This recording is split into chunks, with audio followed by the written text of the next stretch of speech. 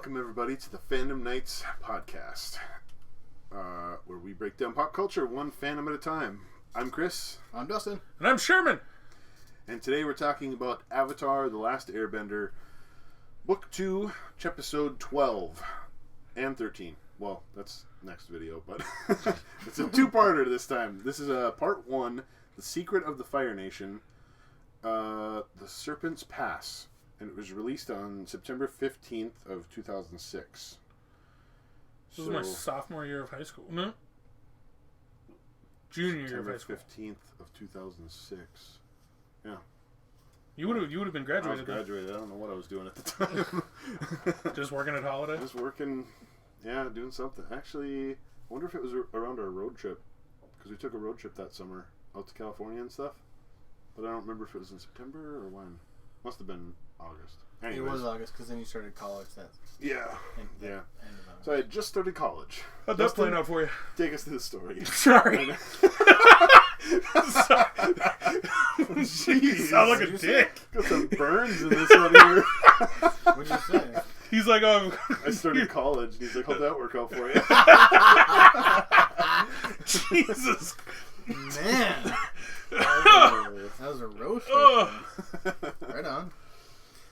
Alright, so still reeling from the loss of Appa, although Aang insists he's fine, the gang realizes that they need to take a ferry to get to Ba Sing Se instead of just flying. However, a young couple, one of whom is pregnant, has their passport stolen, so is not allowed to be on the ferry. Our heroes promise to help them across the treacherous Serpent's Pass. They also joined by Suki, who's been helping with the war effort.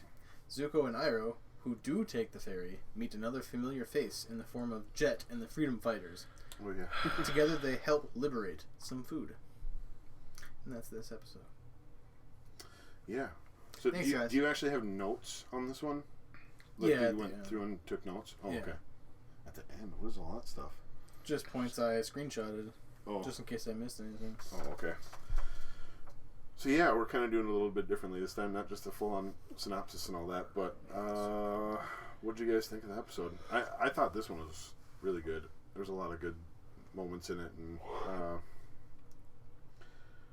this is the episode. We'll just kind of jump around a little bit to what sticks out to us, but this is the episode where Saka and Suki are about to kiss, and Yue's in the background as the moon back there, right? And he's like, I can't. And it's like, man, this is a really good scene. I just was so into it. It's been so long since I've seen these episodes, because like I said, I watched Avatar before we started all this stuff, up to like the Blind Bandit, and then kind of stopped there, and then we started this. So okay. So it's been a long time since I've seen these episodes moving forward now. So I'm like, I'm just getting all into this. Like, oh, what's gonna happen? Like Rosie was watching it with me. What's gonna happen? Rosie, I know what's gonna happen ultimately, but Rosie was watching it with me, and she's like, "We gotta keep watching. What's gonna happen to Appa?" And I'm like, "We gotta stop. We're gonna record next week." But yeah, there's good things like that scene underneath the moon, and I don't know. You guys talk. What'd you think? So the cool thing is the serpent that was featured in this episode was also the serpent that was featured in the unaired pilot that the show produced. Unaired pilot? There was a pilot that the creators made for Nickelodeon stuff that got them the show, but then they made a different pilot for the show.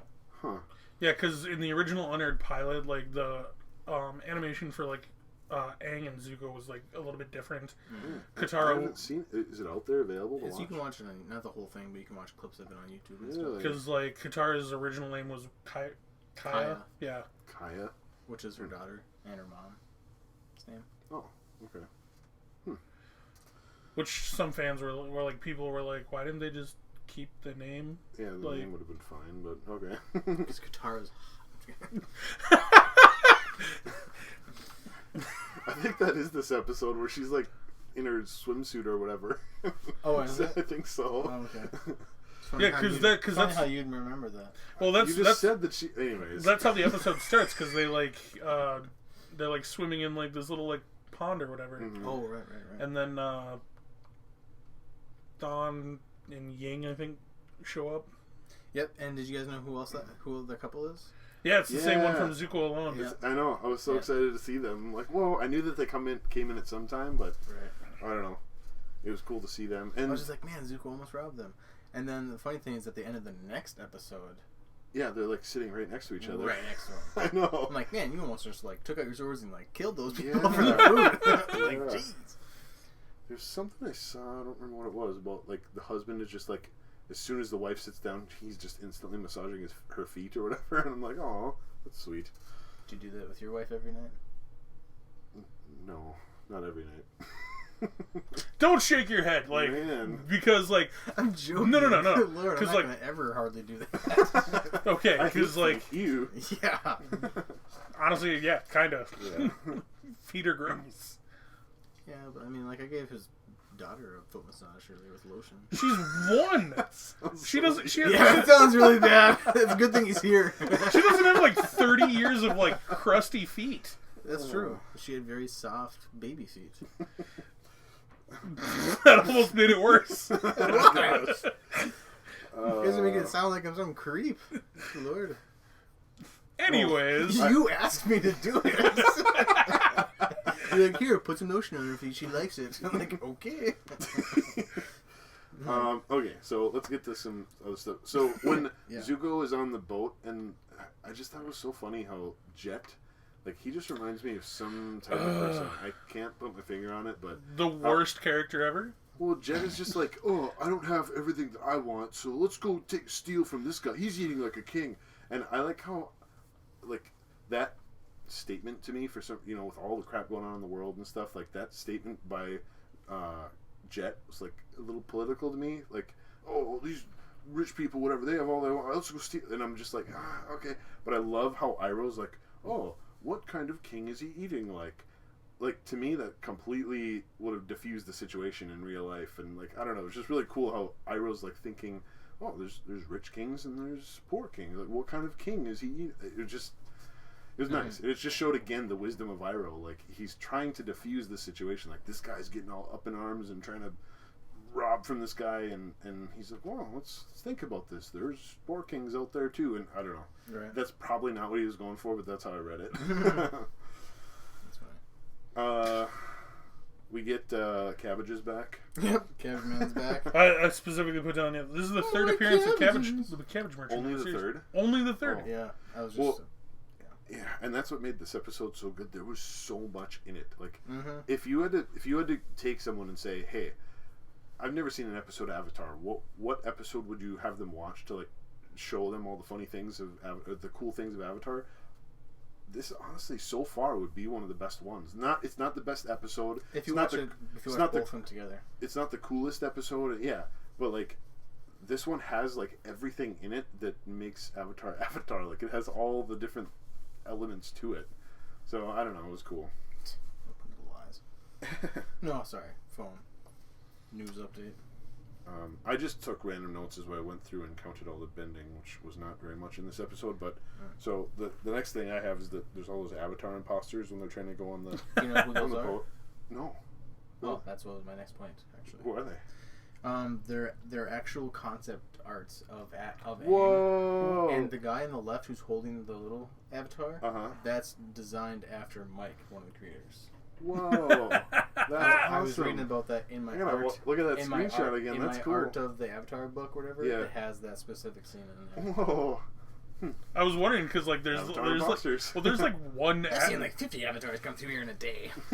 Well, there's that like one like super tall, kind of like chubby looking version of Aang like in the back, and I'm like, that was a who? Because knowing that, I'm like, who tried to pass that off as concept art for an Airbender? It would be a funny airbender. I mean, like, you'd have to be a powerful Like airbender. I'm just Boomy kidding. being an airbender? No, I suppose yeah. Boomy being an airbender? Oh, I haven't watched Korra yet. Oh. No? Okay. I really need to watch that whole series. The chicken wing thing. Oh, I know, right? Boomy's an airbender? Okay, we'll talk about it. I'm sorry. Yeah. After You're like, you I don't want to watch... spoil things. Actually, after you finish the arc I was trying to tell you about with Yeah. Avatar 1 and Okay. Urgalok and all, finish this season and then you'll be... Yeah, did we talk about that on the podcast? But I was like, I just haven't gotten into Korra. Like, it's good, I understand it, but it hasn't gotten to, like, the greatness that everyone talks about. And Dustin's like, well, have you ever seen this? And it's the Wan. Wan beginning. episode. Part And I'm one. like, You I'm haven't got to literally that I finish, and the next episode starts that. So I'm like, oh, I've just watched all the junk beforehand. It starts getting good next. It's like you've watched everything, all the world and character building so far, and now you're getting just into the deep grind of the rest of the story.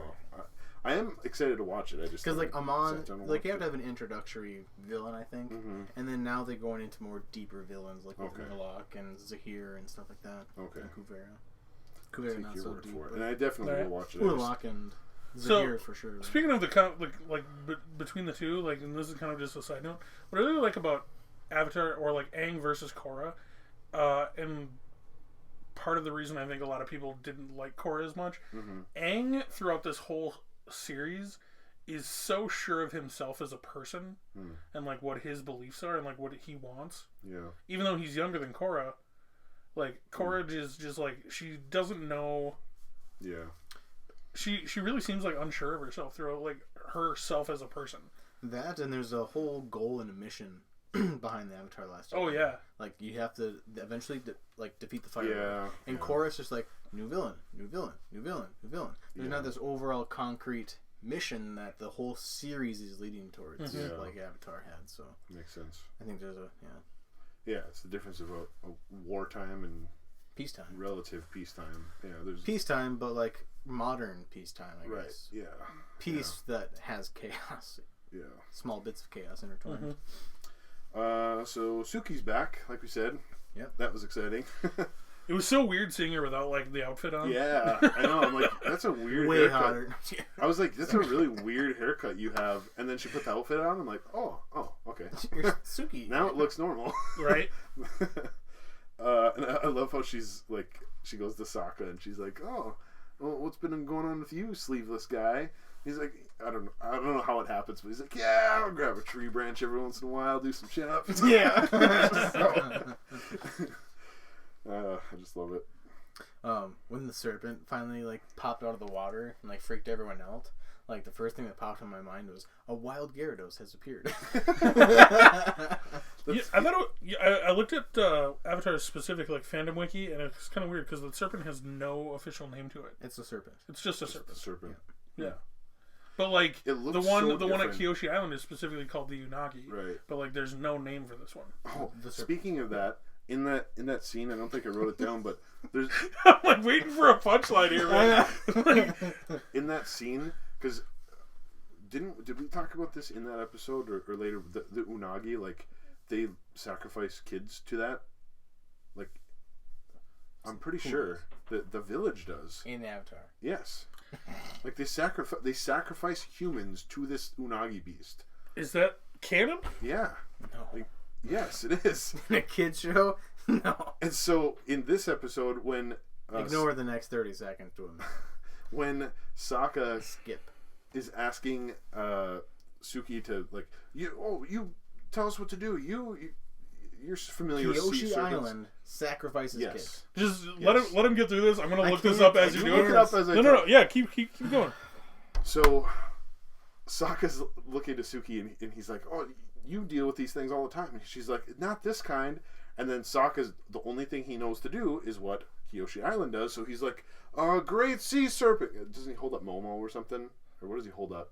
He's like, great sea serpent, please take this as an offering. Like, he just knows that sea serpents need sacrifices, so he offers up a sacrifice. Sherman, you look up the validity of that, but I'm 90% sure that Kyoshi Island sacrifices to the Unagi. Okay. That's a good theory and a good rumor you have in your head, but no. What? No hope. Focus on now. Oh yeah. And again, how good this episode is it's all just about hope and how like Aang has to deal with. I don't know. Deal with all the crap that's happened and learn to hope again. I don't know. There's just a really good story arc in there somewhere. They split the Red Sea. Oh, here's a question. Why did Saka not want Suki to come? Just because he feels like he has to protect everybody or something? Or he just doesn't want to miss her? Because the last person he protected died. Okay. He does say that. I forgot about that. Yeah, I just wrote it. I like write questions or notes as I'm going, and I just wrote that down, and that makes sense. He's so scarred by her dying. Welcome back to where babies fight dragons. Alright, sorry about that, guys. We had to look it up. We just spent a little time on our phones and cannot find any evidence that the Kyoshi Island sacrifices to the Unagi. I don't know where I heard that. Anyways. The baby scene. When they give birth? Yeah. I like how Katara just is in control of everything, and again, she's Mother like, Katara. you get this, you do that, Toph, we need a huge tent now. And in my head, I'm like, that's kind of a small tent, actually, Toph. You could have made a whole house instantly. Okay, whatever. It was still good. It was still good. And I really liked how after the baby was born, that Aang, like, that's what woke Aang up. Like, hope for the future. Like, okay, we got a baby. Let's hope for the future. And it's all coming to my mind because I have babies, and just watched Children of Men, where no one could have babies, and like that was the whole point of the movie, is children are our future, they're our hope. And I don't know, it all kind of intermingled in my head, and I'm like, this is a really good scene. Right. So yeah. By the way, I love how there's the whitest name in the entire show. Hope. It's one of the very few non-Asian names in the show. Right? So at church today we were singing a song called Hope Has a Name, and its name is Jesus and all this stuff, and I'm like, yeah, Hope's name is Hope. That's the name. Hope has a name. It's Hope. I just kept going. Anyways. Hard time and hopeful. I don't know what that means. I like how, again, Aang saw the baby, and then he's like, I've just been trying to be strong, and kind of running away from my feelings, and I don't know, that's not the best strategy for life in general. You can't just be stoic, and man, that one scene where Katara's like, Aang, can I have a hug? And he just goes like this and walks away. It's like, dude. Just cold shoulder, like, no thanks. Yeah. I hate your physical embrace. Right? Well, he's just trying to be so stoic, and and I've been around people like that and seen people where they just don't want to have any emotion. They're just nope, and you can tell they're just completely just trying to shut themselves off to it. But behind that, they're a roiling, raging sea of emotion. They're just trying to hide it, and that's what Aang's going through right now. So, the only other things I have were Suki came to protect Saka. He's like, you came to protect me? Say what? Speaking of, I love this episode for that, because it's where, like, the theory of Toph and Sokka, like, the romantic portion of it, it's part of the theory, because, like, when Toph's like in the water, and then, like, Suki, like, dives in and, like, saves her, and Toph's immediate reaction was, thank you, Sokka! Oh, thank you so much for rescuing me! Yeah, kisses like Suki's cheek, and it's so like, weird, because that's the first time. Actually, it's me. Yeah. Oh well, you can just leave me here then. Yeah, you can leave me here to drown. She's so embarrassed.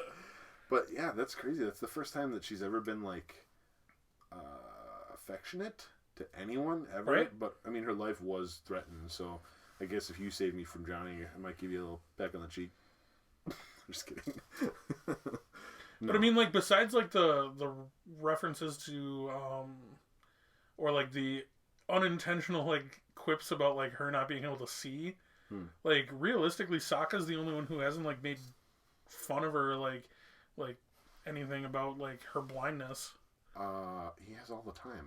I mean, unintentionally. That's what I'm saying, unintentionally. Yeah. But like Katara's like constantly like trying to like mother her and like gets on her nerves. I suppose. And then like Aang's straight up beating her in like, you know, pro bending. Oh, yeah. And like, and he's because the Avatar. Yeah. Well, I don't think Aang's ever been mean to her. No, but like they definitely have that more like teacher student kind of like, but like friendly like mentality. Sokka's the only other just normal person around, and even if he does make mistakes, like, oh, it's beautiful out here. Oh, sorry, Toph.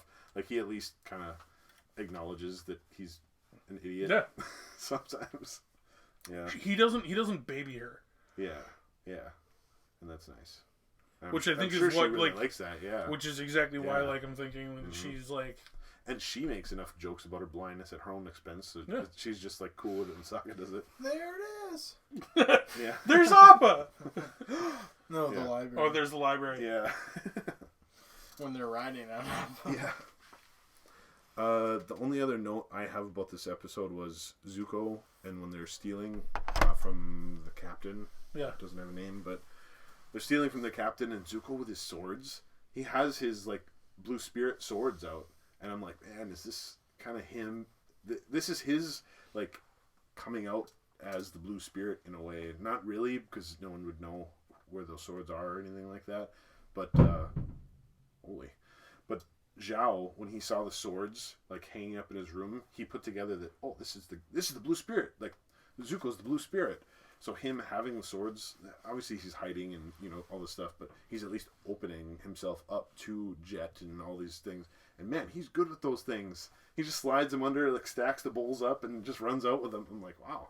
The sword needs to be an extension of your own arm. Yeah, I guess.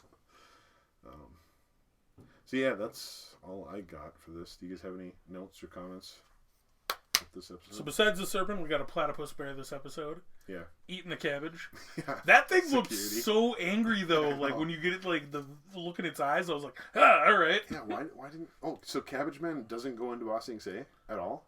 Do we ever see him in I there? think he does. I don't remember. He gets in, but it's just not this episode. Without the cabbages. He has to go buy cabbages in Ba Sing Se, then sell them. So before you get into like rating internet, Mm-hmm. I think you're gonna enjoy this. Cast members. Mm-hmm. So specifically, believe it or not, Smellerby. I didn't put this get this on when we first meet Jet. Nika Futterman does the voice. No, hold on.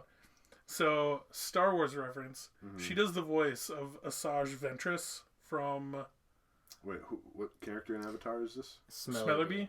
The one who looks like a boy but it's actually a girl. Oh, The okay. little freedom fighter Yeah, girl. yeah. She's Ventress from Clone Wars.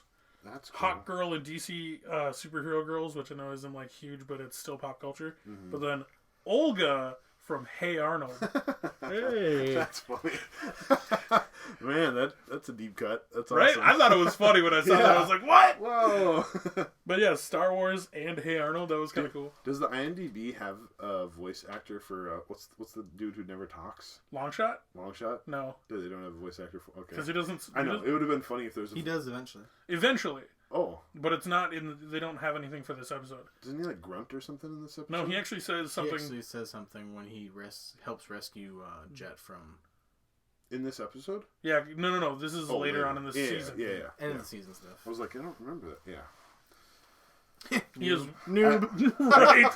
I just love how He says something like, "Don't worry, we'll take care of him," Yeah. or something like that. I just love how he just has a couple looks and they're like, "That's a good point, long shot. I'll take." I don't remember what he said. I should be more secure with who I am. Yeah. Just after a little glance. Okay, well, that's all I got for this one. So let's get to bending numbers. This one was pretty scant. There was 14 of water, and that was mostly during the dragon fight. 6 of earth, 0 of fire. I put 2 fireballs from the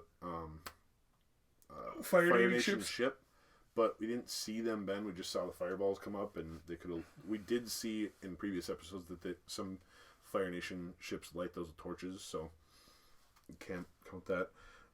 And then there's 5 of air, so 14, 6, 0, and 5 of the bending. So this is a pretty small one, as opposed to the next one.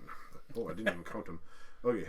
You didn't count for the next episode? I'll do it in a second, but for rating. Oh, I was like, you marked them. Yeah. I was like, yeah.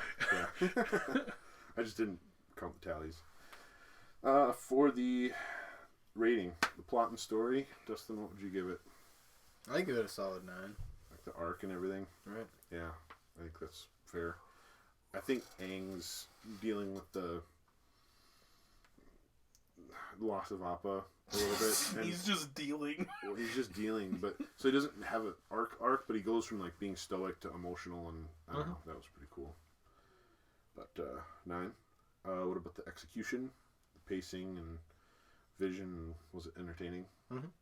I'd give it a 9. 9. Not much to say, dude. Just give a number. Well, if it's average, it's just a 7 because that's like a passing grade, you know. See, I was thinking about that because of these 2 episodes. Yeah. Like, because going through like the sound and visuals, like, it's hard to give any of these episodes a 7 because, like, some episodes are like, especially for like the music, they're so spot on with like. Man, the next we'll talk about it, but yeah. But that's what I'm saying. Like, they're so great at doing like editing and like stuff for the whole series. Yeah. Like, besides like the filler episodes, like when they're going through that canyon in like the first season. Yeah. Like, not many of these episodes are going to be below like an 8 or 9. Yeah. No, and that's what I'm expecting. But writing, the characters themselves, the plausibility of what's happening, and originality. 9. Okay. Keep it simple. The delivery, I gave an 8 because it wasn't amazing, but it was definitely better than passing, and most of that is because of Zuko and Aang. They're just really good. But the action, I gave a 9. There's a lot going on in this episode. It wasn't perfect, but man, there was a lot of moving parts, and they did really well. Then believability, I gave an 8 as well. So. Sherman, about the sounds. Sound, I gave a 10. Like, they did a 10, dude. They were spot on for like every. Okay. Like, there was nothing wrong. I didn't see anything wrong with like a single. Well, and nothing wrong, but it didn't blow you away. It wasn't like amazing. I mean, this episode. I'm saying like for like on par with like what's happening in the episode. Yeah. Everything was like spot on for like what was happening. Okay. Like. Tense when like it needed to be tense. Yeah. Like when they were relaxing at the beginning of the episode. Like that was like kind of just whimsical and just like all right, whatever. Yeah. And then like, okay, I don't know what to tell you, man. Like that's what I was saying. Like this whole series is great for music. Yeah. Like, visuals, I gave a 9. Like it was pretty on par with like, you know, the animation for like the whole show. Yeah. I did notice that the inking, I want to say, where like they outline people got better this episode, like because I think this was right after a break, maybe. Okay. Yeah, it did look different. It felt different. And this was right after a break because this was September 15th, and the previous episode was June something. June or July 14th. So it's been like 2 months. Break. Yeah. However, the editing is what got me on this one because I don't know if you noticed. So when Toph tells the lady, no, this isn't a mistake. I was actually enjoying this one. So when Toph tells the Czech lady, she's like, "No, this is my seeing eye lemur," and like Momo's just chilling on her shoulder. Yeah. So besides the point where like Momo jumps into the water to like try to catch a fish. Every single time you see Momo, he's sitting on Toph's shoulder. Up until, like, Saka literally grabs him and sacrifices. Tries to sacrifice him to the serpent. Next week, not for next episode, but I'm going to do some more digging on that. It has to be real. But, like, the little attention to detail is what kind of got me on that. I was like, oh, that's, like... I know that's not a huge thing, but, like, just the fact that it's all, like, Momo's always sitting on Toph, that was totally perfect. Yeah. Then the effects. Because there wasn't a ton of bending, like, I wasn't, like, super... I still gave this a 10, because, like... it wasn't that great, but it was a 10. Just freaking listen. Yeah. So, like, we're not basing off likes, we're basing on how it pertains to the story. Yeah, for this specific episode. No, I know. Because, like... For everything. Because, like, special effects and all that, they had a ton of, like, tiny little details for every time, like, they're, like, going through the pass. People's hair is like blowing exactly how it should be. It just like clothing was blowing exactly how it should be. It was so impressive with Toph and stuff. How I just love Toph's earthbending. She thinks so outside the box. Like the rocks are falling down, and like we literally saw in that canyon episode that you just talked about. In that one, the dude just goes, and he shoots the rocks away. Toph just goes and just sticks out a little ledge. Like it's so smart and so easy, and she just I don't know. She's very quick on her feet.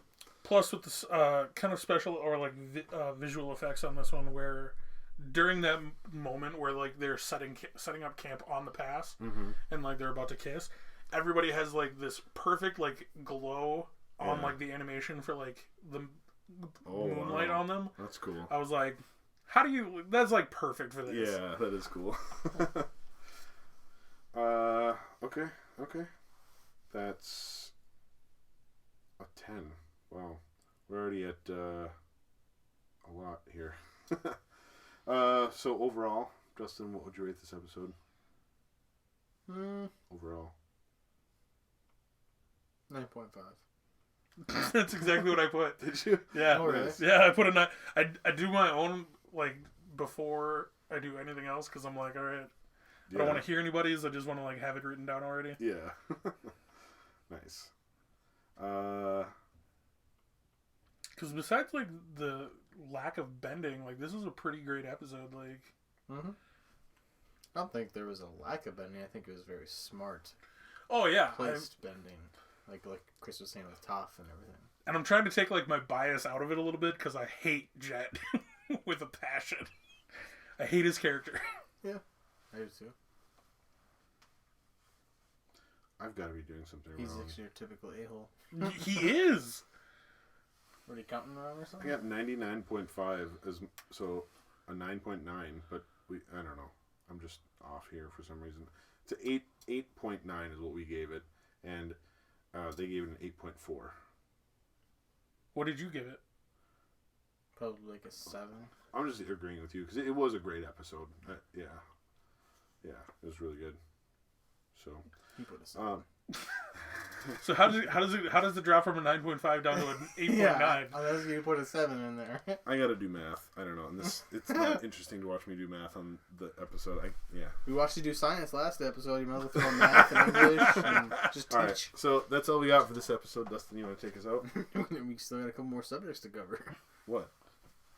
We're done. No, we have history and... Oh. Right. Can you do math? It's a 90.5. 90.5. Where the heck did I get the extra 9?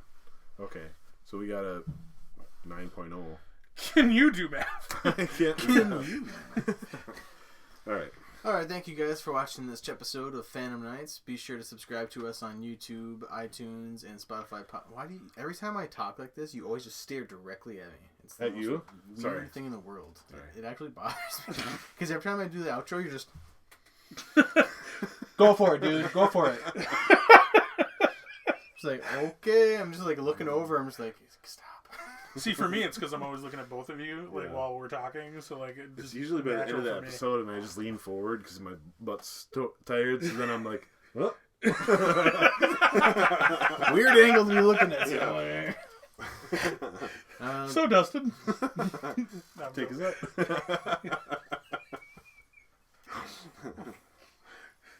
Thank you guys for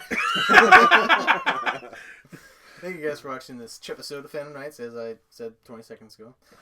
Subscribe to our YouTube channel, Spotify, and iTunes podcasts. Be sure to become a Phantom Knight on Facebook, iTunes, Instagram, and Twitter, and TikTok, maybe, right? hopefully soon. That's still a thing. Yeah, yes, it is. Surprisingly. Okay. Well, anyways.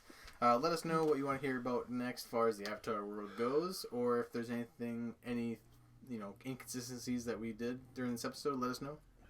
As always, Appa. Yep.